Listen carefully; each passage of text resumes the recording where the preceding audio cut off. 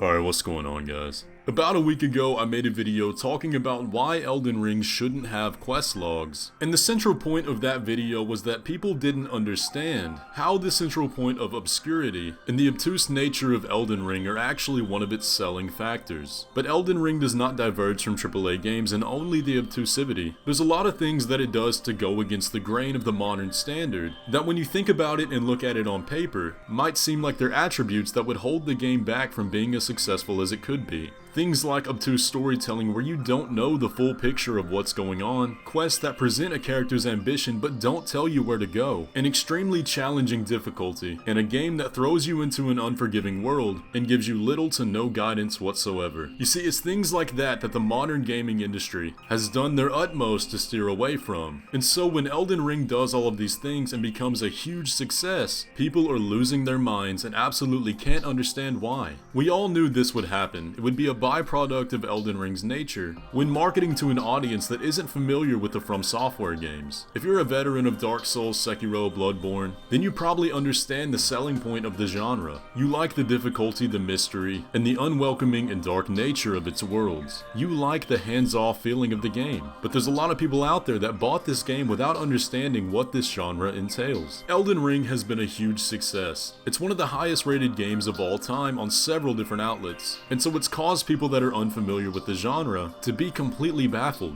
And the one thing they don't understand is the joy of overcoming the challenge. Because everything in this game is engineered to be some sort of challenge. Whether that's an insanely difficult boss fight that challenges the works of your hands and causes you to memorize attack patterns and timings, or if it comes in the form of a quest line that gives you almost no direction, that forces you to go out and study the world and find context clues as to where the character might end up next. All of these things are built around the foundation of providing a sense of joy when overcoming their challenge. In this game, you will not beat every boss without a significant challenge. If you were to just walk through the whole game with no difficulty, you would miss out on the feeling of elation you get when you finally beat that boss you've been stuck on for hours or days. There really is no other feeling like it. Think for a minute about a video game that was very easy to you, that you may or may not particularly enjoy, but it has boss fights. Can you tell me the names of those bosses? Can you tell me the names of side bosses in those games? For me, a game that comes to mind is Skyrim, one of my favorite games of all time. That game has a lot of bosses, but I can only tell you the name of the final boss.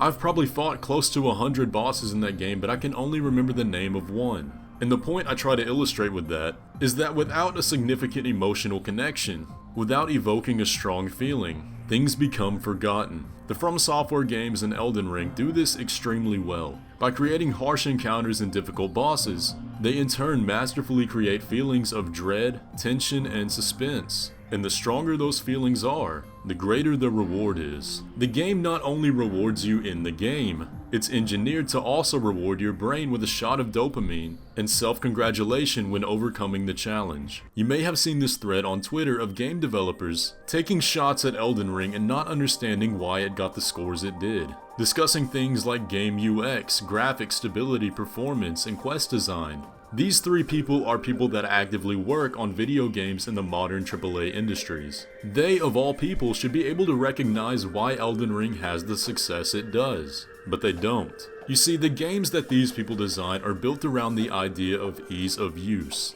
Their games are designed to give you the easiest and most casual experience possible, so that you can relax and enjoy their game without having to put forth much effort. Now, I'm not going to spend time knocking on that. Those games have their own respective times and places, and audiences. And while there are some fair criticisms for Elden Ring, let's go ahead and dismantle the points that they mention. The thread originated from the criticism of the game's UX, or user experience. Basically, the game's heads-up display. There's nothing wrong with Elden Ring's HUD. It shows you everything you need to see and nothing more. Everything that you see on the HUD has a purpose for being there. If you take away any of these aspects, it could leave you confused about what you have equipped or what's going on in combat. It shows you what you need without being invasive. And the game automatically sets the HUD to auto display gameplay, so that when you don't need to see these aspects, they're not there. The game trusts you to understand it. And even if you're not an Elden Ring player, you can still look at this HUD and understand what it means. Now let's compare it with something that he deems good UX. Taking a look at the HUD from Assassin's Creed Valhalla, it's extremely hard to understand what any of it means. As someone who's played a lot of Assassin's Creed, although I haven't played Valhalla,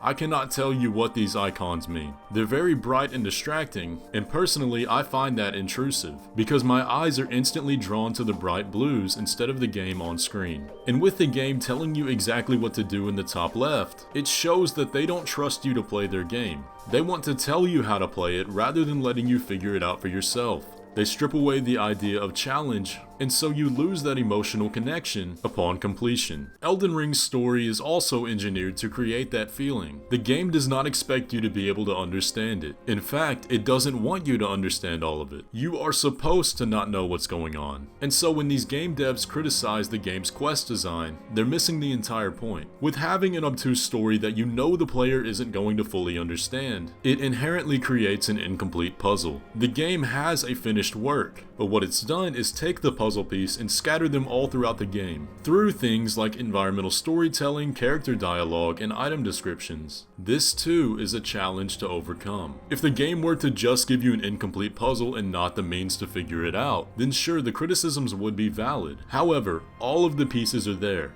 This is a fair challenge. And just like the tough boss fights, you get that dopamine rush when you start to put the pieces together. When you finally understand a character's ambitions even though they talk in mystery, the game rewards you. Now you understand where to go to progress their quest. And when you complete that quest, you usually get a very good reward. And that is why this game has had the success it has. On top of things like a beautiful art style, addicting and satisfying gameplay, it's the constant feeling of aha and self-congratulation that keeps people playing. In a market where every single product is being engineered to make the experience easy as possible, by going against the grain in a fair and satisfying way, From Software has essentially created a blue ocean market. They have little to no competition in their main selling point, and when they take that and create a game that is essentially a masterpiece in every other level, it becomes pretty easy to see why it was so successful. But guys, that's gonna pretty much do it for the video. I hope you enjoyed. I just wanted to get this point across because I've seen so many criticisms of Elden Ring, and 99% of them simply boil down to people not understanding the idea of joy in overcoming a challenge. But if you enjoyed the video, please leave a like on it and subscribe if you're new around here, and I'll catch you in the next one.